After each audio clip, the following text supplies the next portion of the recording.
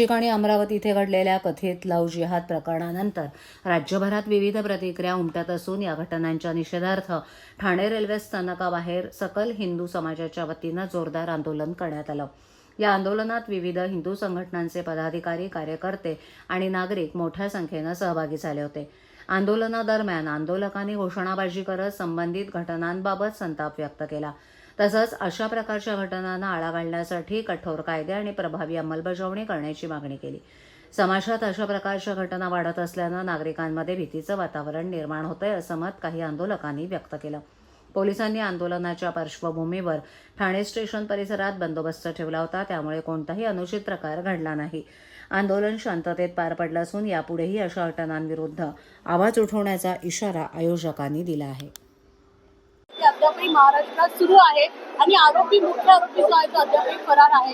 कसं बघते या प्रकार अमरावतीमध्ये देखील एका मुलाने केलेला आहे, कसं बघताय संपूर्ण प्रकरण? आज आम्ही ठाण्यात सकल हिंदू समाज म्हणून ठाणा स्टेशनच्या बाहेर आज आम्ही निदर्शनं करत आहोत। येत्या काळात ठाण्यातली जेवढे TCS असू द्या किंवा IT पार्क असू द्या किंवा जिथे जिथे हे जिहादी डुक्कर मालक आहेत किंवा हे जिहादी डुक्कर मॅनेजर आहेत किंवा हे जिहादी डुक्कर HR आहेत, यांच्यावरती आम्ही लक्ष देणार आहोत। आणि येत्या काळात जर आम्हाला ठाण्यातून असा एखादा प्रकार कळला तर सकल हिंदू समाज त्यांना त्यांच्या त्याच भाषेत उत्तर देणार आहे, हे आम्ही ठरवलेलं आहे। कारण की तुम्ही बघू शकता की TCS मध्ये हा जो प्रकार झाला त्याच्यामध्ये लव्ह जिहाद हा क्लिअर अँगल होता। त्यांनी त्या मुलींना फसवलं। आता नवीन प्रकरण 2 दिवसापूर्वी अमरावतीचा तो जो जिहादी डुक्कर आहे त्यांनी 180 हिंदू नाबालिग मुलींचं सोशल मीडियामध्ये व्हिडिओ बनवले, नंतर त्यांना ब्लॅकमेल केला का सोशल मीडियामध्ये तुमचे मी व्हिडिओ टाकणार। आणि हे दोन्ही जिहादी डुकरं हे एक दुसऱ्याशी शर्यत लावायचे की सर्वात जास्त हिंदू मुलींना कोण पटवणार आणि सर्वात जास्त लव्ह जिहाद कोण करणार। माझी सर्व हिंदू भगिनींना, बहिणींना, आईंना विनंती आहे, जर तुमच्या घरी असा एखादा प्रकार घडत असेल, तुम्ही घरी आल्यावर तुमच्या बहिणीला, तुमच्या मुलीला विचारा, तिच्या तुम्हाला हावभाव जर बदल दिसत असेल की ती त्याच्या धर्माबद्दल तिला आदर नाहीये, दुसऱ्या धर्माबद्दल तिला काय आदर दिसत आहे, तर तुम्ही लवकरात लवकर पोलीस स्टेशनला संपर्क करा।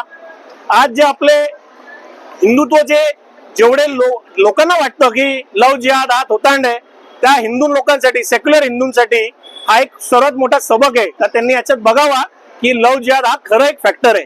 येत्या काळात सकल हिंदू समाज ठाणेच्या वतीने आम्ही ठाण्यातील जेवढे IT पार्क असू द्या किंवा कंपनीज असू द्या, जिथे जिथे हे जिहादी डुकर मालक आहेत किंवा HR आहेत किंवा ते स्वतः मालक HR मॅनेजर ज्या चांगल्या पोस्टवर असतील त्यांच्यावर प्रशासनाला विनंती आहे का त्यांनी त्यांचे गुप्तहर करून, जसं नाशिक पोलिसांनी केले तसे त्यांनीही आपले पोलीस डिपार्टमेंट लावून त्याची माहिती घ्यावी, अन्यथा सकल हिंदू समाज त्यांना योग्य तो उत्तर ठाण्यामध्ये देणार आहे। सर, असे प्रकार घडतायत, सरकारनं कुठेतरी गांभीर्याने या गोष्टींकडे पाहणं गरजेचं आहे का?